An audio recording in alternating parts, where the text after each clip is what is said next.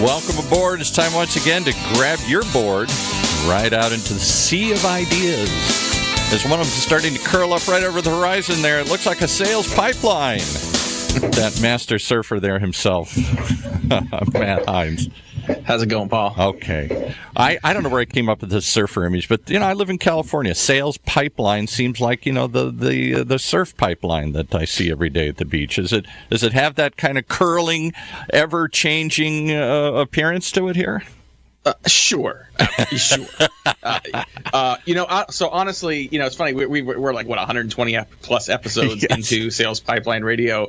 And I never really, I think today it was kind of the first time we're like, like Sales Pipeline, Surf Pipeline. Yeah, I guess that makes sense. Yeah. Well, you're in Southern California. I think the imagery is good. It's kind of fun to play with. It gives us something fun to talk about at the beginning of the show. Exactly. I'm all for it. I love the creative license. You can go wherever you want with this. If you want to change gears at any point, just knock yourself out. Well, the thing and maybe we can talk about it today, but the thing that I always picture is a sales pipeline. All the images I see, it's like a fixed pipeline. It's a funnel, as everybody says. And is it just that where it gathers everybody together and narrows down to a little stream of, or is it a vortex? Is it an ever-changing size and shape to it? That's the way I picture the pipeline out here off the coast of California. The wave appears and you ride a little while and then it disappears and you got to wait till another wave builds up. So I don't know. Is it a continuous thing? Is it a fixed pipeline or is it an ever-changing shape?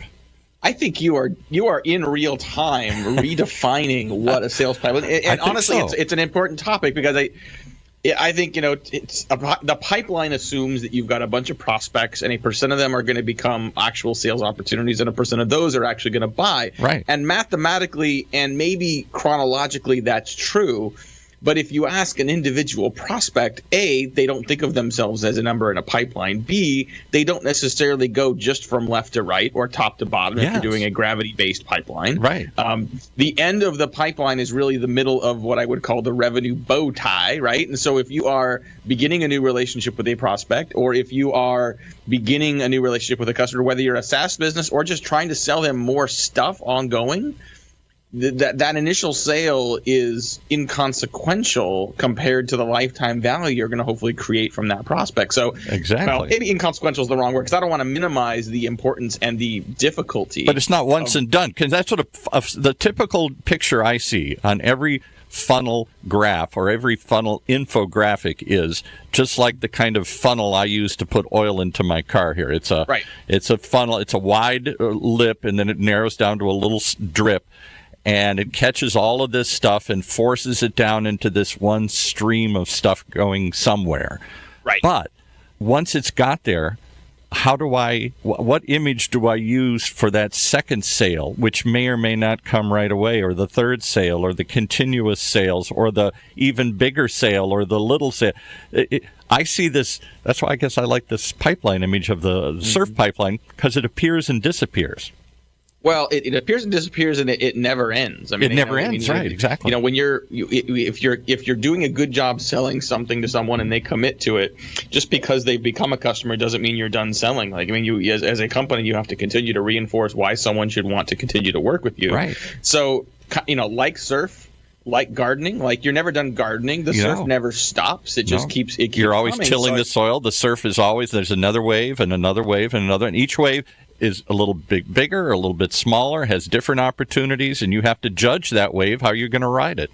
Yep. And some days you're better at surfing than others. Some days the actual surf itself is more conducive to great surfing. Sometimes the weather conditions and overall conditions make for great gardening. Yeah. Some days you suck at selling. Some days your marketing just doesn't work. I mean, it happens to everybody, right? And so, but I think, you get up the next day, you get back in the garden, you get back in the water, you get back on the phones, you get back in the market, and you keep trying. So we talked about pet peeves, that maybe this show's about pet peeves. One of mine is this idea of a fixed pipeline, that once I build it, stuff just continues to flow at a continual rate and produces results at a predictable percentage. I get so many in, I get so many out. It's a machine. I don't know that it works like that. I know that's everybody's goal, but does it really work like that? Or is it more fluid and more So I think changing? it's a good topic. So we did. So thank you. We kind of went down the pigeonhole of the pipeline, but it's a good sort of contextual way to introduce today's theme on our show. We had a guest. I think we're still trying to get a hold of him, but we may just have to reschedule him if he wasn't able to join us. And I'm excited. I definitely want to get him and his topic and what he can offer to the show. But today we're going to talk about B2B pet peeves, and I think certainly the paint by numbers method of managing sales that I think a lot of companies want, and there have been books written about sort of a predictable, repeatable, scalable engine of growth, and a lot of venture capitalists have read those books and have then told their early stage companies, if you just hire enough salespeople and make enough phone calls, the math works out. Yeah, right. And you have to start somewhere. So you start with the math and you start with a plan, but sales is never that easy. And so one of my pet peeves is someone who has never done sales and never managed a pipeline and never carried a number say, I read a book and therefore this is the way that we're going to sell, right? And I think that books are great and books are important, but I think you got to try new things. And if everybody in the world just follows that book, then it's all of a sudden it becomes a little tough.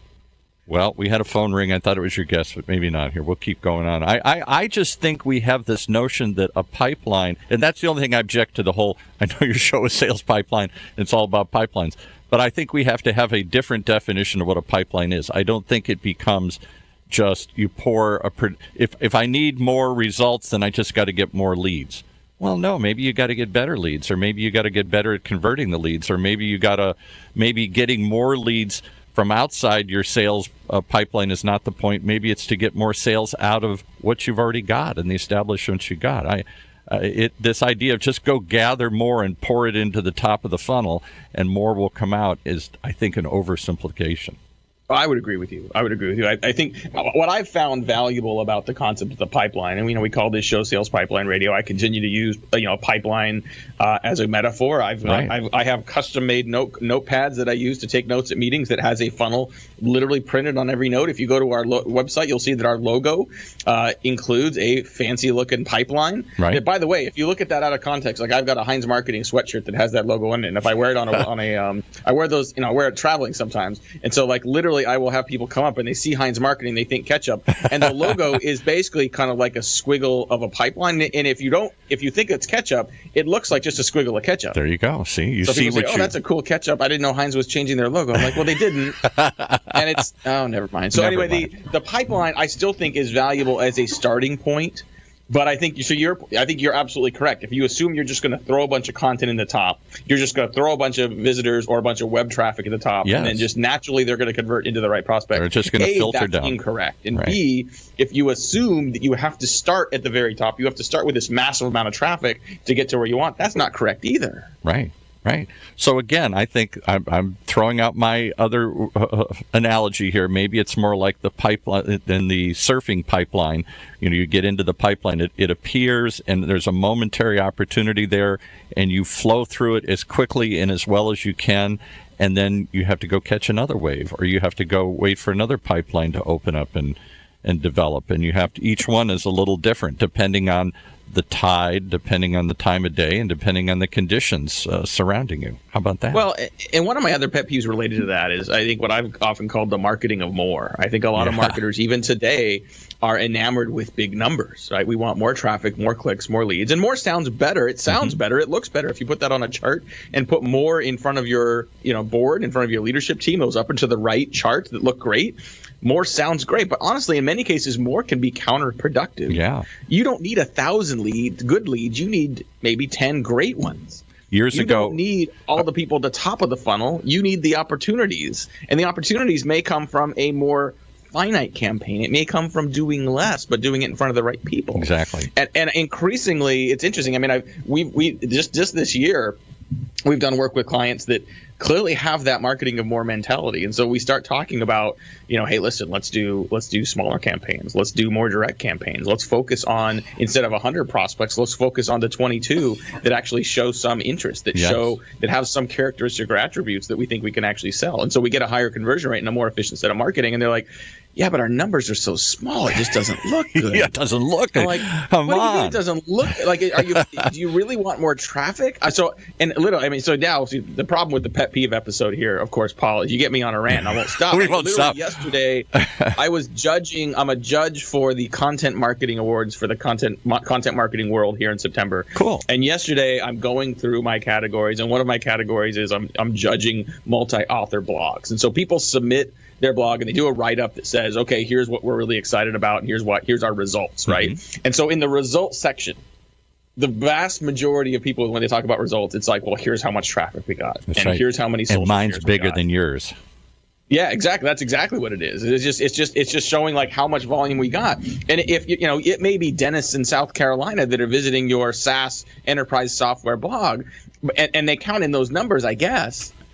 And maybe I'm just a hammer and everything looks like a nail, but I'm reading all these submissions and I'm saying like, wow, you did a great job getting traffic to your booth. You got your traffic to your blog. You did a great job using social to increase pass along and engagement on your. But what you can't buy a beer with any of those metrics. No, exactly. So and they look at you shocked and like, well, but I thought that's what I was supposed to do. You're supposed to reward me and say, attaboy, look how much traffic I drove. Look how many. Well, we've always done that as marketers too. I mean, I think this is as leaders of marketers and as organizations that are managing and hiring and evaluating marketers, like we like more. I mean, CEOs like up and to the right. They like seeing more traffic. They like the boards are used to thinking that marketing isn't responsible for a number, not responsible for the sales number. They're responsible for the marketing metrics, and more marketing metrics feels better. Yeah, right.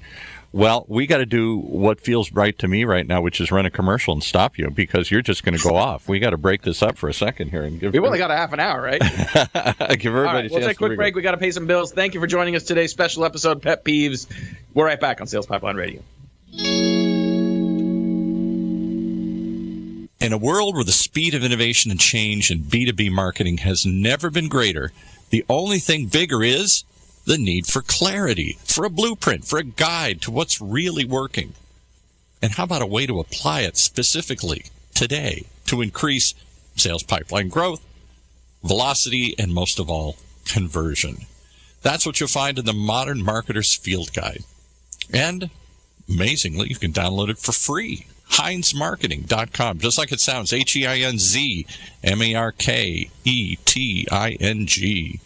It encompasses the entire sales and marketing cycle, but in quick bursts with lots of specific, actionable ideas, strategies, tactics you can put to work right away, like today. The loaded table of contents helps you narrow in and tackle a problem, and it's something you can come back to over and over again as a reference guide. Why not download your free copy of the Modern Marketer's Field Guide? It's free. HeinzMarketing.com, just like it sounds. HEINZ Marketing.com. All right. Well, thank you, everyone, for joining us on a special episode of Sales Pipeline Radio. We had a last-minute cancellation with a guest. No big deal. We got lots of stuff to talk about here. We decided to call today's episode our B2B Pet Peeves. And literally, Paul, as I look at the list of things that I kind of put down as our pet peeves, I've got 6 things. We've covered 1. So we're going to run out of time we're gonna run out, on this. And I think if we would have planned this out in advance and sort of encouraged people to call in, this probably would have been a very popular topic. Well, we should. Maybe we can seed a future show here this way. We give them an address or an email or someplace if they have a pet peeve that they want to voice or air or have us or you talk about. Where would they send that? Well, you could send that, straight to me. You can just send it to Matt, M-E-T-T, at HeinzMarketing.com. Just send me your pet peeve and let me know what bothers you about B2B sales marketing. Not a bad idea, Paul, to maybe make the pet peeve of the week kind of a regular feature here at Sales Pipeline Radio. I think I like our format of bringing on some really great guests and really asking them hard questions and having a great conversation. Yeah. But, a pet peeve of the week would be a lot of fun. My pet peeve of the week is that too often we think, you said one of them, that more is better. My pet peeve is, why is the new customer more valuable than the existing customer? And here's what I mean by that. We spend so much time chasing the new that we sometimes overlook what we already got and take it for granted, I think. I think you're right. I think a lot of companies, look, if you're early stage and you don't have a lot of customers, by definition, you have to go acquire customers first.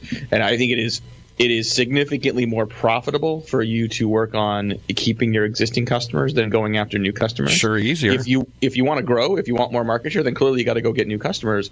But a lot of companies put so much effort into that and then leave a random email newsletter and a toll-free number for their customers and wonder why their churn rates suck. And so I think you do have to put a little more effort into that. I think it's a challenge. I think marketers often see that there is an account management organization and say, well, I don't own the customer success number, but I have been told I have to generate pipeline. I've been told I need to generate new customers, and assume, and you know what they say about assuming. Yeah, assume right. that when you put that content out there that, customers can see it too. Customers will go to our blog too, and they can come to our webinars too. But I think there is a different angle you want to take and a different approach and different strategy you want to use for those existing customers. My late father was at one time the head of customer relations for Chrysler Corporation, big job.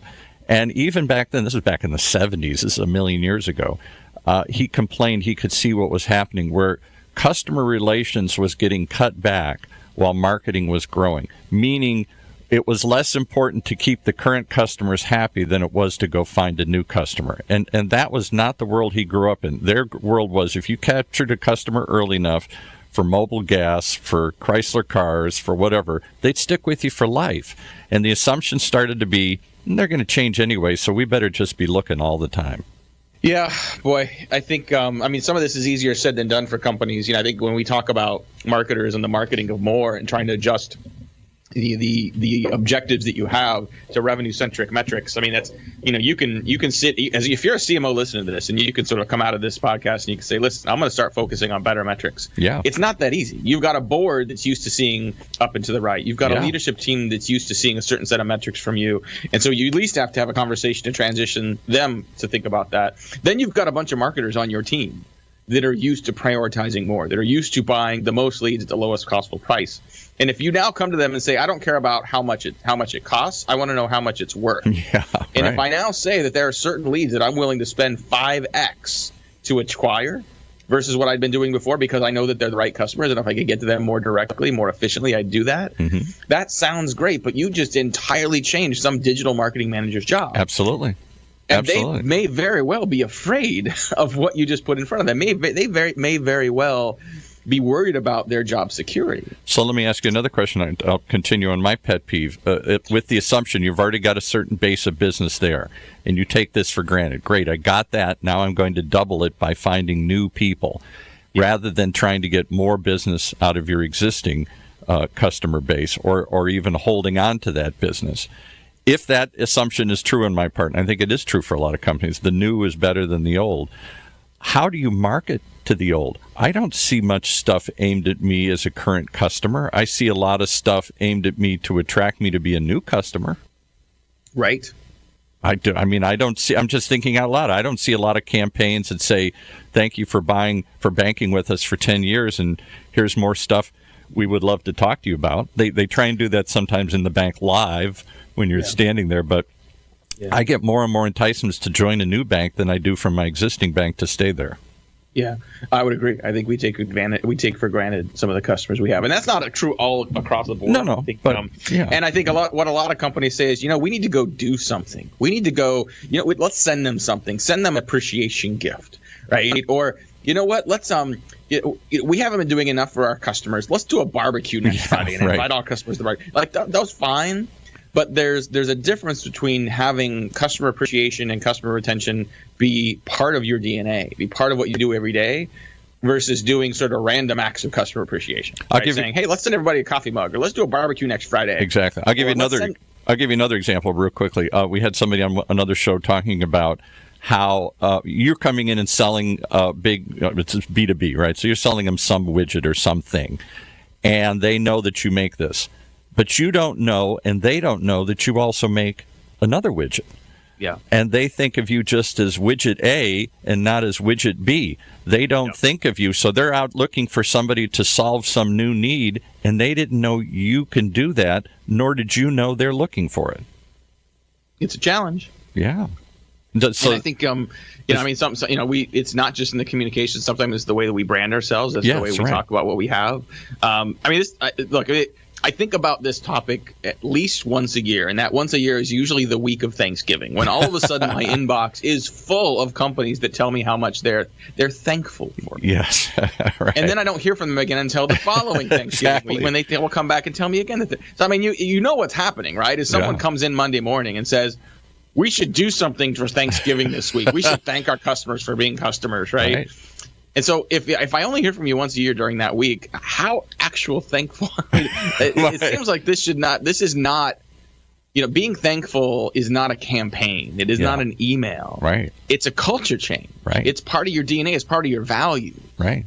I agree. And getting to know your customer, you assume that sales reps are in there with the customer and will see an opportunity or will present, hey, we now have this new line and here's something else you didn't know we did.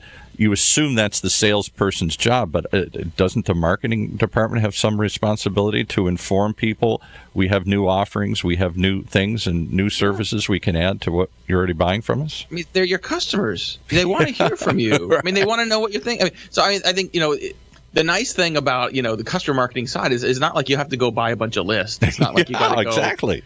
Yeah, I mean, you have access, and they're gonna listen to you because they give you their money. So, right, yeah. And now it doesn't mean that they're going to read an email every day. It doesn't mean that if you send them, if you mail someone an invoice and put like 14 sheets behind it, they're gonna read every word of those. So you still have to be smart about your marketing. But I think also, it is not about, buying people coffee mugs and barbecues. I agree. Just be thankful. Literally embed thankfulness, embed appreciation into your marketing, embed being proactive and thoughtful about asking your customers, what else can we do to make you successful? What else do you need from us? What else do you need in general to be successful? Right. And that's what that whole consultative sales that's been around for so long. Let me get to understand you. Maybe I find other ways I can help you, or maybe I can help you, but I can refer you to somebody. All of that feeds into this. But I just am amazed. You brought up two topics that I've never heard anybody talk about. The idea that more is always better than less when it comes to marketing. Obviously, I got to have more leads. Obviously, I got to have more clicks and impressions. Maybe not. And my pet peeve of, why is the new always better than the old? Why do we spend twice as much to get the new than we do to hold on to the old? Yeah, I think that's a good one. Well, hey, I know we're going to run out of time here. What do we got, Paul? We got like a minute or two left before we got to run. Yeah. Yes. I'll tell you, I like the idea of this pet peeve of the week. Yeah. I got this list here of other things that I'm really kind of frustrated about. One of the ones I'm going to bring up just sort of as the last one, we'll maybe treat this as, sort of the format of the pet peeve of the week. It's not going to be a whole show. It's going to be something we have to do just in a minute or two. Right. One of my pet peeves right now is companies and marketers that think that technology is going to solve it. Oh, well. Yeah. And I say it as a pronoun because it stands for so many different things. People say, you know what, let's just go buy a tool and it'll do it. Yeah. Right? Or let's go, we're committed to this initiative, so which tool will do that for us? Yeah. Look, there are tools that are out there that can help you, accomplish what you're trying to get done, that can help you execute on a strategy. But if you want any tool to be successful, you have to first commit to the strategy. You have to commit to the why, and you have to come up with a concept of what you need to accomplish. And I would further say that anytime you think you need technology, start with some kind of a proof of concept that requires no technology at all. Wow. If you want to do account-based marketing, you start with a spreadsheet. Maybe a telephone and an email address, but you start with a spreadsheet. If you can segment out your buyers into the members of the internal buying committee, if you can think about how to talk to them differently, and then segment those messages by stages of the buying journey, and then figure out how to have conversations where you're building consensus amongst those internal buying committee members, that, my friends, is foundational ABM work, and that you can do over the phone, that you can do in a meeting, that you can do by simply segmenting those messages and knowing what those messages need to be. Now, there are tools that can help you certainly expand and scale that beyond just being able to do it in a spreadsheet. But if you do the tool without the spreadsheet, it's not going to do much for us. So you're not saying to just go buy the tool and then figure out what to do with it?